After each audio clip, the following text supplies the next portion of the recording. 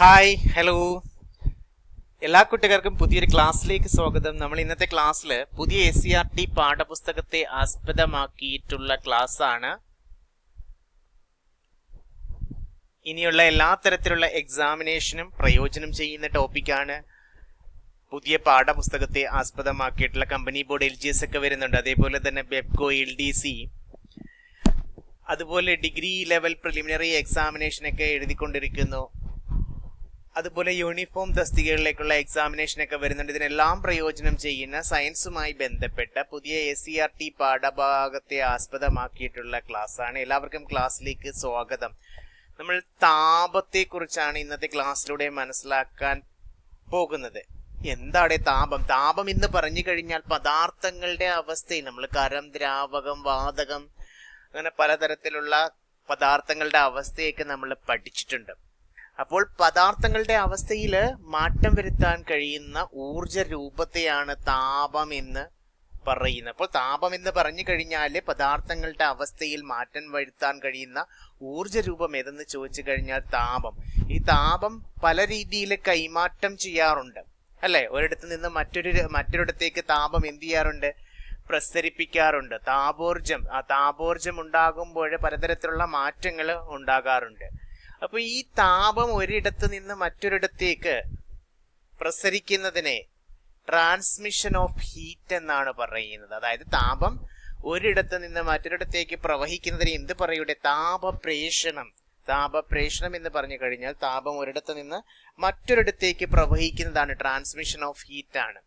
നമുക്കറിയാം താപപ്രേഷണം ഖരവസ്തുക്കളിലും അതുപോലെ തന്നെ ദ്രാവക വസ്തുക്കളിലും വാതക വസ്തുക്കളിലും ഒക്കെ എന്ത് ചെയ്യാറുണ്ട്?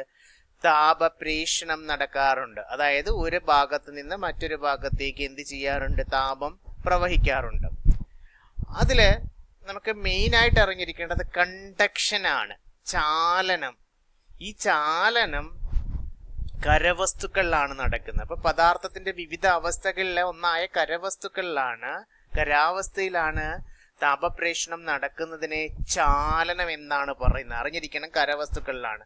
അതിന് കണ്ടക്ഷൻ എന്ന് ഇംഗ്ലീഷിൽ പറയും. അതായത് നമുക്കറിയാം ലോഹക്കമ്പിയുടെ ഒരറ്റത്ത്, ഖരവസ്തുവാണ് ലോഹക്കമ്പി എന്ന് പറയുന്നത്, അല്ലേ?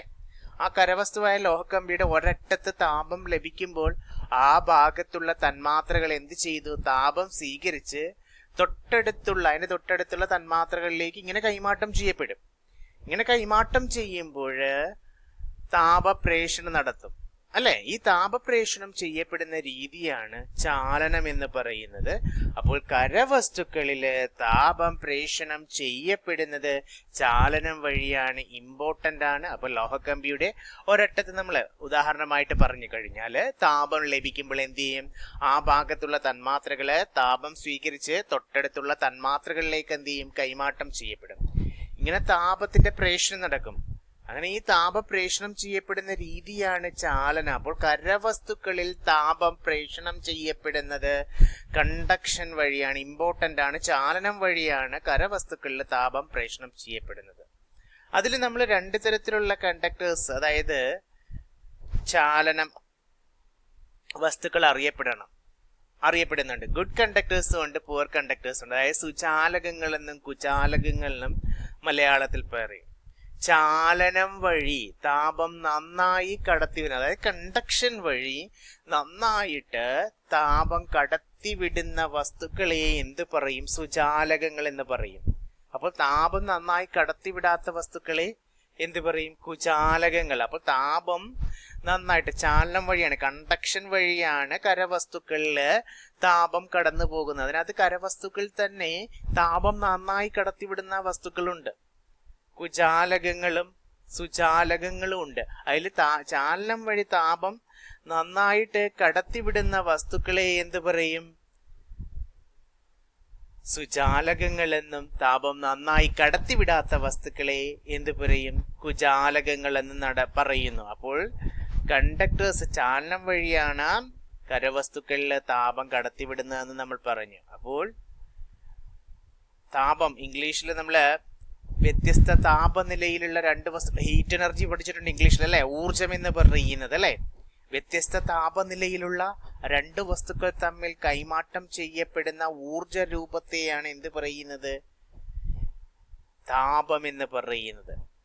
അപ്പൊ ഇതിന്റെ കൈമാറ്റ രീതികളാണ് ഈ താപം കൈമാറ്റം ചെയ്യുന്ന ഖരവസ്തുക്കളിലെ ചാലനം. ഇനി അടുത്ത് നമുക്ക് പഠിക്കാനുണ്ട് സംവഹനവും വികിരണവും ഒക്കെ പഠിക്കാനുണ്ട്. ഓക്കെ, എന്താണ് സംവഹനം? സംവഹനം അഥവാ കൺവെക്ഷൻ എന്ന് പറഞ്ഞു കഴിഞ്ഞാൽ വാതകങ്ങളിലും ദ്രാവകങ്ങളിലും ദ്രാവകങ്ങളിലൂടെയും തന്മാത്രകളുടെ സ്ഥാനമാറ്റം മുഖേന നടക്കുന്ന താപപ്രേഷണ രീതിയാണ്. അപ്പൊ ഈ സംവഹനം നടക്കുന്നത് വാതകങ്ങളിലും ദ്രാവകങ്ങളിലും, ചാലനം ഖരവസ്തുക്കളിലും. ഓക്കെ അല്ലേ? വാതകങ്ങളിലും ദ്രാവകങ്ങളിലും തന്മാത്രകളുടെ സ്ഥാനമാറ്റം മുഖേന നടക്കുന്ന താപപ്രേഷണ രീതിയെയാണ് എന്ത് പറയുന്നത്? സംവഹനം അഥവാ കൺവെക്ഷൻ എന്ന് പറയുന്നത്. മറന്നു പോകരുത്. നമുക്കറിയാം ഭൂമിക്ക് താപം മുഖ്യമായും ലഭിക്കുന്നത് സൂര്യനിൽ നിന്നാണ് അല്ലെ? എങ്ങനെയാണ് സൂര്യന്റെ ചൂട് ഭൂമിയിൽ എത്തുന്നതെന്ന് നമുക്ക് അറിയാം. സൂര്യന് ഭൂമിക്കും ഇടയ്ക്ക് ശൂന്യസ്ഥലവും ഉണ്ട്. ഈ ശൂന്യസ്ഥലം എന്ത് ചെയ്യുന്നുണ്ട്? 15 കോടിയോളം കിലോമീറ്റർ ആണ് വ്യാപിച്ച് കിടക്കുന്നത്. എന്നാൽ ഞാനൊരു ക്വസ്റ്റ്യൻ ചോദിക്കട്ടെ, ചാലനം മൂലമോ സംവഹനം മൂലമോ ചൂട് സൂര്യനിൽ നിന്ന് ഭൂമിയിൽ എത്തുമോ? ഇല്ല. കാരണം ഭൂമിക്കും സൂര്യനും ഇടയ്ക്കൊരു മാധ്യമമില്ല. അതുകൊണ്ട് ചാലനം മുഖേനയോ സംവഹനം മുഖേന ഖരവസ്തുക്കളിലും വാതക വസ്തുക്കളിലും അല്ലെങ്കിൽ ദ്രാവക വസ്തുക്കളിലുമൊക്കെയാണ് ഖരവസ്തുക്കൾ ചാലനം മൂലവും ദ്രാവക വാതക വസ്തുക്കൾ സംവഹനവും മൂലമാണ് താപം പ്രേഷണം ചെയ്യപ്പെടുന്നതെന്ന് നമ്മൾ പറഞ്ഞു. എന്നാൽ ഭൂമിക്കും സൂര്യനും ഇടയ്ക്ക് മാധ്യമമില്ല. അതുകൊണ്ട് ചാലന മുഖേനയോ സംവഹന മുഖേനയോ ചൂട് എന്ത് ചെയ്യാൻ പറ്റില്ല? ഭൂമിക്കും സൂര്യനും ഇടയ്ക്ക് പ്രസരിക്കാനായിട്ട് സാധ്യമാകില്ല. അതിനാണ് ആ മാധ്യമത്തിന്റെ സഹായമില്ലാതെ, അതായത് സൂര്യപ്രകാശം, സൂര്യനിലെ ചൂട് ഭൂമിയിൽ എത്തുന്നത് ആണല്ലോ. മാധ്യമത്തിന്റെ സഹായമില്ലാതെ താപം പ്രേഷണം ചെയ്യപ്പെടുന്ന രീതിയാണ് റേഡിയേഷൻ അഥവാ വികിരണം എന്ന് പറയുന്നത്. മാധ്യമം ആവശ്യമില്ല. അവിടെ ശൂന്യതയിൽ കൂടിയാണ് വരുന്നത്. മാധ്യമത്തിന്റെ സഹായമില്ലാതെ താപം പ്രേഷണം ചെയ്യപ്പെടുന്ന രീതിയാണ് വികിരണം എന്ന് പറയുന്നത്. വികിരണം വഴി എന്ത് ചെയ്യുന്നുണ്ട്? എല്ലാ ദിശയിലേക്കും താപം പ്രേഷണം ചെയ്യും. ഒരു ദിശയിലേക്ക് മാത്രമല്ല അല്ലെ? നമുക്കറിയാം ഖരവസ്തുക്കളിലൂടെ ദിശയിലേക്ക് പ്രേഷണം ചെയ്യപ്പെടുന്ന അറിയാം. അതേപോലെ തന്നെ വാതക വസ്തുക്കളിലൂടെയും ദ്രാവക വസ്തുക്കളിലൂടെയും. എന്നാൽ വികിരണം വഴി എല്ലാ ദിശയിലേക്കും എന്ത് ചെയ്യുന്നുണ്ട്? റേഡിയേഷൻ വഴി താപം പ്രേഷണം ചെയ്യപ്പെടുന്നുണ്ട്. അപ്പൊ സൂര്യന്റെ താപം ഭൂമിയിലെത്തുന്നത് വികിരണം വഴിയാണ്. അപ്പൊ സൂര്യന്റെ താപം ഭൂമിയിലെത്തുന്നത് വികിരണം വഴിയാണ്. ഇരുണ്ടതോ പരുപരുത്തതോ ആയ പ്രതലങ്ങളെക്കാൾ വെളുത്തതോ മിനുസമുള്ളതോ ആയ പ്രതലങ്ങൾ വികിരണ താപത്തെ കൂടുതൽ പ്രതിപദിപ്പിക്കും. അപ്പോൾ വികിരണ താപത്തെ, റേഡിയേഷൻ എനർജിയെ കൂടുതൽ പ്രതിപദിപ്പിക്കുന്നത് വെളുത്തതോ മിനുസമുള്ളതോ ആയ പ്രതലങ്ങളാണ്. ഇരുണ്ടതോ പരുപരുത്തതോ ആയ പ്രതലങ്ങളല്ല, വെളുത്തതോ മിനുസമുള്ളതോ ആയ പ്രതലങ്ങളാണ് വികിരണ താപത്തെ കൂടുതൽ പ്രതിപദിപ്പിക്കുന്നത്. നമുക്ക് സൂര്യപ്രകാശം ലഭിക്കുമ്പോൾ തന്നെ അത് മനസ്സിലാകും. അപ്പോൾ സൂര്യന്റെ താപം ഭൂമിയിൽ എത്തുന്ന മോഡ് ഏതെന്ന് ചോദിച്ചു കഴിഞ്ഞാൽ വികിരണമാണ്, റേഡിയേഷൻ. ഓക്കെ അല്ലേ? ഇനി ഖരവസ്തുക്കളുടെ താപീയ വികാസം നടക്കും. താപം ലഭിക്കുമ്പോൾ നമുക്കറിയാം ഖരവസ്തുക്കള് ചൂടാക്കുമ്പോൾ വികസിക്കാറുണ്ട് അല്ലേ? അപ്പോൾ ഈ ചൂടാക്കുമ്പോൾ വികസിക്കുന്ന താപം ലഭിക്കുമ്പോൾ ഖരവസ്തുക്കള് തണുക്കുമ്പോൾ അവ സങ്കോചിക്കുകയും ചെയ്യുന്നുണ്ട് അല്ലെ? അത് ഓർത്തിരിക്കണം. സ്റ്റേറ്റ്മെന്റ് ടൈപ്പിലൊക്കെ ഉൾപ്പെടാം. താപം ലഭിക്കുമ്പോൾ ഖരവസ്തുക്കൾ വികസിക്കുകയും തണുക്കുമ്പോൾ സങ്കോചിക്കുന്നു. ദ്രാവകങ്ങൾ ചൂടാക്കുമ്പോഴും എന്ത് ചെയ്യാറുണ്ട്? വികസിക്കാറുണ്ട്. തണുക്കുമ്പോൾ അവയും സങ്കോചിക്കാറുണ്ട്. വാതകങ്ങൾ ചൂടാക്കുമ്പോഴും അവ വികസിക്കുകയും തണുക്കുമ്പോൾ സങ്കോചിക്കുകയും ചെയ്യാറുണ്ട്. അത് നമുക്ക് അറിയാവുന്ന വസ്തുതയാണ്. എല്ലാം ചൂടാക്കുമ്പോൾ വികസിക്കുന്നുണ്ട്, തണുക്കുമ്പോൾ സങ്കോചിക്കുന്നു. നമ്മൾ താപനിലയെ കുറിച്ച് കേട്ടിട്ടുണ്ട്. നമുക്ക് താപത്തിന്റെ അളവ് സൂചിപ്പിക്കാനായിട്ട് പലതരത്തിലുള്ള യൂണിറ്റുകൾ ഉപയോഗിക്കാറുണ്ട്. എക്സാമിന് ചോദിക്കാറുണ്ട് അല്ലെ? താപത്തിന്റെ അളവ് സൂചിപ്പിക്കാൻ പലതരത്തിലുള്ള യൂണിറ്റുകൾ ഉപയോഗിക്കുന്നുണ്ട്. നമുക്കറിയാം താപത്തിന്റെ അളവിനെ സൂചിപ്പിക്കുന്ന പദമാണ് ഡിഗ്രി സെൽഷ്യസും ഫാരൻഹീറ്റ് യൂണിറ്റിലൊക്കെ നമ്മൾ താപനിലയൊക്കെ പറയാറുണ്ട് അല്ലെ? അപ്പൊ അപ്പോൾ താപത്തിന്റെ അളവിനെ സൂചിപ്പിക്കുന്ന പദം താപനിലയാണ്. താപത്തിന്റെ അളവിനെ സൂചിപ്പിക്കുന്ന പദമാണ് താപനില. നമ്മൾ ഡിഗ്രി സെൽഷ്യസിലും ഫാരൻഹീറ്റിലുമൊക്കെയാണ് താപനില സൂചിപ്പിക്കുന്നത്. ഏതൊക്കെയാണ്? ഡിഗ്രി സെൽഷ്യസിലും പറയാറുണ്ട്, ഫാരൻഹീറ്റിലും.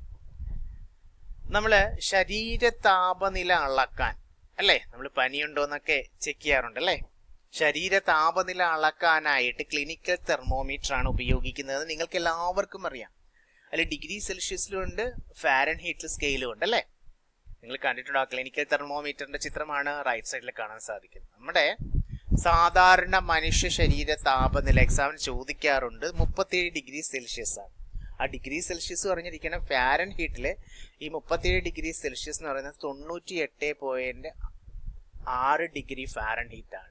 98.6 ഡിഗ്രി ഫാരൻഹീറ്റ്. അപ്പോൾ 37 ഡിഗ്രി സെൽഷ്യസിലും അറിഞ്ഞിരിക്കണം, ഫാരൻഹീറ്റിലും അറിഞ്ഞിരിക്കണം. അപ്പോൾ സാധാരണ അവസ്ഥയിൽ മനുഷ്യന്റെ ശരീര താപനില എന്ന് പറയുന്നത് 37 ഡിഗ്രി സെൽഷ്യസ് അഥവാ 98.6 ഡിഗ്രി ഫാരൻഹീറ്റ് ആണ്. ഓക്കെ അല്ലേ?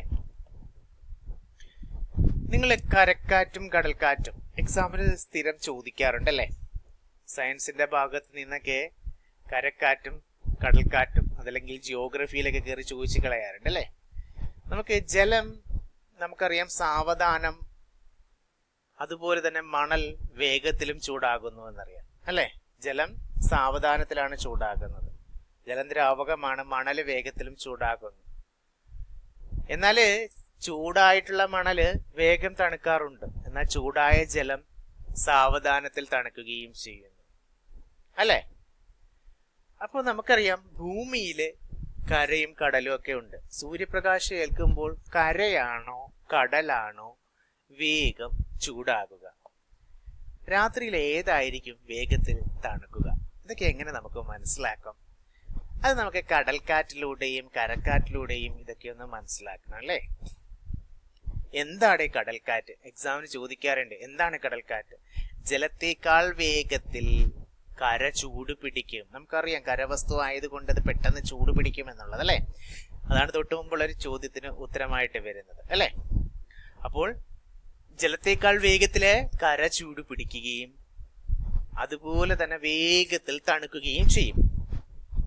അതുകൊണ്ട് പകൽ സമയങ്ങളിൽ കരയ്ക്ക് കടലിനേക്കാൾ ചൂട് കൂടുതലാണ്. കാരണം കടലിലെ ജലം എന്ന് പറയുന്നത് പകൽ സമയങ്ങളില് പതുക്കെയാണ് ചൂടാകുന്നത്. എന്നാൽ കര പെട്ടെന്ന് ചൂട് പിടിക്കുകയും പെട്ടെന്ന് തണുക്കുകയും ചെയ്യുന്നുണ്ട്. അപ്പോൾ കരയോട് തൊട്ടു മുകളിലുള്ള വായുവും പെട്ടെന്ന് ചൂട് പിടിക്കും അല്ലെ. കര പെട്ടെന്ന് ചൂട് പിടിക്കുമ്പോൾ കരയോട് തൊട്ടു മുകളിലുള്ള വായുവും പെട്ടെന്ന് ചൂട് പിടിക്കും. ഇങ്ങനെ ഈ വായു നമുക്കറിയാം ചൂട് പിടിക്കുമ്പോൾ വായുവിന് വികാസം സംഭവിക്കും, താപീയ വികാസം സംഭവിക്കുമെന്ന് നമ്മൾ പഠിച്ചു. അങ്ങനെ ഈ വായു എന്ത് ചെയ്തു? വികസിച്ച് മുകളിലേക്ക് പോകും. അപ്പോൾ കരയുമായി താരതമ്യപ്പെടുത്തിയാല് ആ സമയത്ത് കടലിന് മുകളിലുള്ള വായു തണുത്തതാണ്. കാരണം കടല് സാവധാനമാണ് ചൂടാകുന്നത്. അപ്പോൾ കരയിലെ ചൂട് പിടിച്ച വായു എന്ത് ചെയ്യുന്നുണ്ട്? മുകളിലേക്ക് പോകുന്നു എന്ന് പറഞ്ഞു. അപ്പോൾ കടലിന് മുകളിൽ ആ സമയത്ത് എന്താണുള്ളത്? തണുത്ത വായു ആണുള്ളത്. പകൽ സമയത്തെ കാര്യമാണേ പറയുന്നത്. കടലിന് മുകളിലെ തണുത്ത വായു ആണ്. അപ്പൊ ഈ കടലിന് മുകളിലെ തണുത്ത വായു എവിടേക്ക് വരുന്നു? ഈ സ്ഥലത്തേക്ക് വരുന്നു. കരയിലെ ചൂട് പിടിച്ച വായു മുകളിലേക്ക് പോകുമ്പോൾ കടലിന് മുകളിലെ തണുത്ത വായു കരയിലേക്ക് വരുന്നു. ഓക്കെ ആണോ? ഇതിനെയാണ് കടൽക്കാറ്റ്, അല്ലെങ്കിൽ ഇങ്ങനെയാണ് കടൽക്കാറ്റ് ഉണ്ടാകുന്നത്. അപ്പൊ കടൽക്കാറ്റ് കടലിന് മുകളിലുള്ള തണുത്ത വായു പകൽ സമയങ്ങളില് കരയിലേക്ക് വരുന്നതിനെയാണ് കടൽക്കാറ്റ് എന്ന് പറയുന്നത്. ഓക്കെ അല്ലേ? അപ്പോൾ നമുക്കറിയാം ജലത്തേക്കാൾ വേഗത്തിൽ കര പെട്ടെന്ന് ചൂട് പിടിക്കുകയും വേഗത്തിൽ തണുക്കുകയും ചെയ്യുന്നു. പകൽ സമയം കരയില് കടലിനേക്കാൾ ചൂട് കൂടുതലായിരിക്കും. കരയോട് തൊട്ടുമുകളിലെ വായു അതുകൊണ്ട് പെട്ടെന്ന് ചൂട് പിടിക്കുകയും ഈ പെട്ടെന്ന് ചൂട് പിടിക്കുന്ന വായു താപീയ വികാസം മുഖേന എന്ത് ചെയ്യും? മുകളിലേക്ക് പോകുകയും കരയുമായി താരതമ്യപ്പെടുത്തുമ്പോൾ കടലിന് മുകളിലെ പകൽ സമയത്തെ വായു തണുത്തതാണ്. കരയിലെ ചൂട് പിടിച്ച വായു മുകളിലേക്ക് പോകുമ്പോൾ കടലിന് മുകളിലെ തണുത്ത വായു എന്ത് ചെയ്യുന്നു? കരയിലേക്ക് പ്രവഹിക്കുന്നു. ഇങ്ങനെയാണ് കടൽക്കാറ്റ് ഉണ്ടാകുന്നത്. ഓക്കെ അല്ലേ? മനസ്സിലായല്ലോ? ഇത് പകൽ സമയത്താണ് കടൽക്കാറ്റ്. നമുക്ക് രാത്രി സമയത്തോ? കരയിലാണോ കടലിലാണോ രാത്രിയിൽ വായുവിന് കൂടുതൽ തണുപ്പുള്ളത്? രാത്രിയിലെ വായുവിന് കൂടുതൽ തണുപ്പുള്ളത് എവിടെയായിരിക്കും? കരയിലായിരിക്കുമോ? ആയിരിക്കും അല്ലേ? അപ്പൊ നമുക്ക് എന്താണ് കരക്കാറ്റ് എന്ന് പറയാം?